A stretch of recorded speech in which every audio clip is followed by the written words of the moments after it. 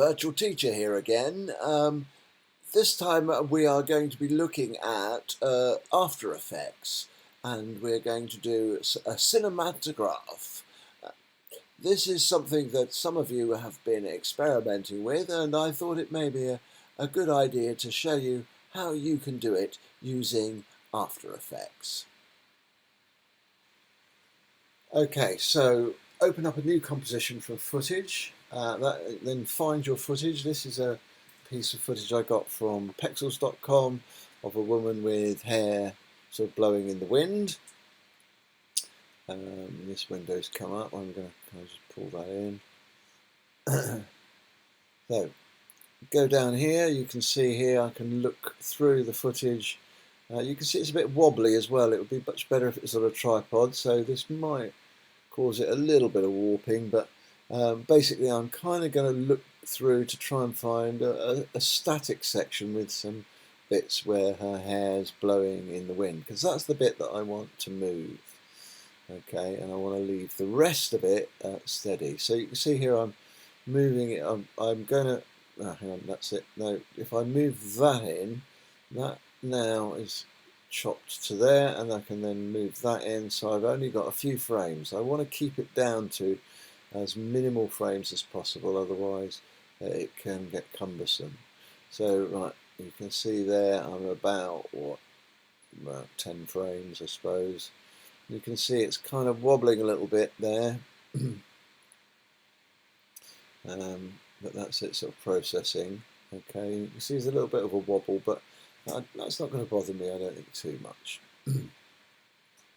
Stop that, back to the beginning. I'm just going to tidy that up because you can see there's a white at the very beginning, so I'm going to zoom right in. I'll probably get really muddled up doing this. Let's go right in, and you can see there the footage needs to be right at the beginning. Just pull it to the end of that little sequence, so you're probably talking about 5, 7, 8 frames. Seconds, sorry. So what I've done there is I've duplicated that one by going to edit duplicate. Okay. And then I've gone into freeze frame. So now I've frozen that top layer. The top layer on here has been frozen as a freeze frame. I've still got my other footage underneath that's moving, so what I want to do is create a mask that goes around the hair. Okay, so I'm going to use my mask tool here, just kind of rough it in. I can adjust it a little bit later when I want, if it's not quite right. You can see I want to capture some of that hair, but I don't want to get that bloke in, and I'm trying to avoid too much of the bridge because that will move about a bit. Okay, so then I click on mask, so that's the mask, and I'm going to change it where it says add, go to subtract. Okay, and now if I play it, you can see the hair moving around like that, exactly as we want for a cinematograph. I'm going to go into mask, and I'm going to change the mask feather to about 37 pixels. That will kind of feather it a little bit, to not make it so abrupt. So if you look closely here, you can see it. So let's just play it. But you can see some of the background is kind of moving around a little bit. And I might want to just adjust some of that so that I don't get the bits of the bridge kind of moving around. So it takes a little bit of tweaking sometimes, depending on the sort of thing you have, and especially as this one's a moving image behind. So I'm just going to kind of tweak that, move these little markers in for the mask. Okay, try that again. I'm losing a little bit of the hair there. It looks like the mountain's kind of coming in on the head, so I need to adjust that little bit as well. So I go in there, I'm going to pull that out so you can see all of her hair on her head there, and then try that. It's kind of looping there, but we'll get that going in a minute. Just move that over.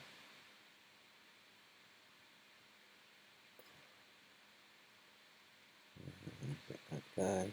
So just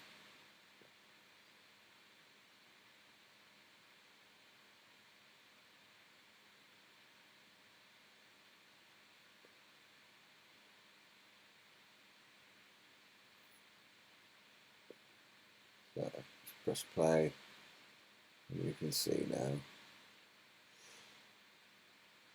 There's still a little bit of that going, but I think I've kept the bridge still now. So I'm just going to pull in some of that so there's not so much of that hill coming in the background there. That's not too bad. There's going to be a little bit of artifact there, I think, just because of the nature of the cinematograph I've chosen, really.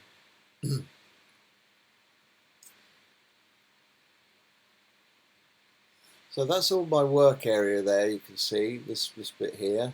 What I'm going to do is close that one down so I don't need to see all the masks, and I'm going to duplicate this one. I'm going to duplicate it by going up the top again and going edit, duplicate, and I'm going to move it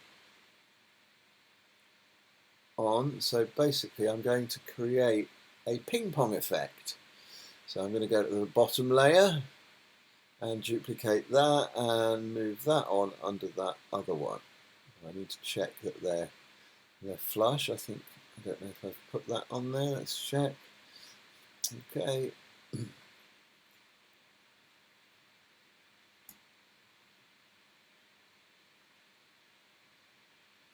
And then I go to time, right click, go to time reverse. So I've reversed the back layer. So now that means this will ping pong back and forth in the GIF that I'm going to create. Okay, I'm going to change my work area to cover both sections, and that should play it, and I can have a look at that and see if that works. And now you can see it's processing. It might take a while just to process.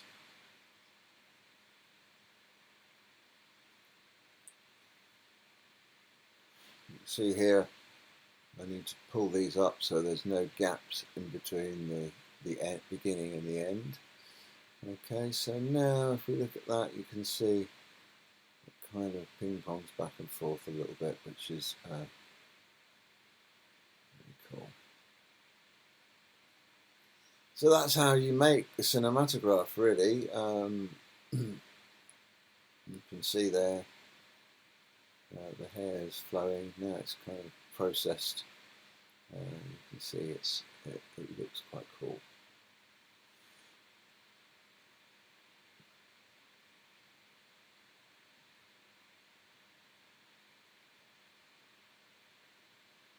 So what I'm going to do now is I'm going to export and add to Media Encoder queue and wait for Media Encoder to open. So we'll whiz through this bit.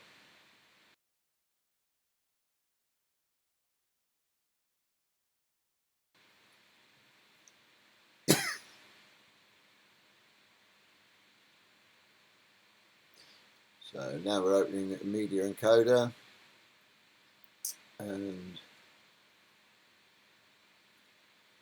wait for it to load. This is an old file that I've got up there, a couple of old files, some of my old animation files there.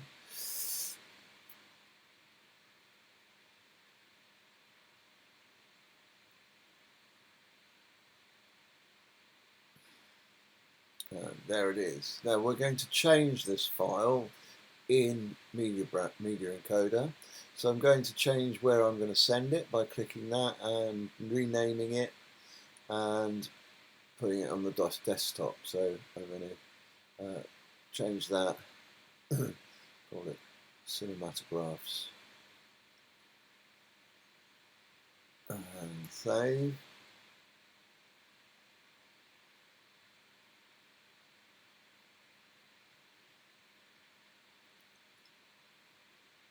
and then go into the H.264 and change it to animated GIF. Okay. Now you might find at this point that it may be a bit big before you save it, so you can hit the play button and it will save it like this, but if you find it's too big, you can go in at this stage to change the size of the output file if you're finding there's a problem with that, or it's too big to upload.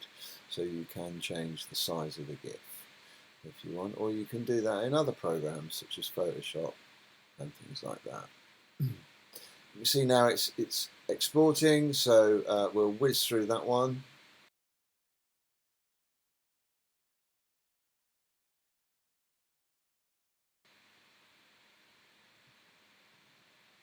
So I've got a Mac here, so if I go into that, if I click on the cinematograph GIF and press the space bar, it will play the GIF.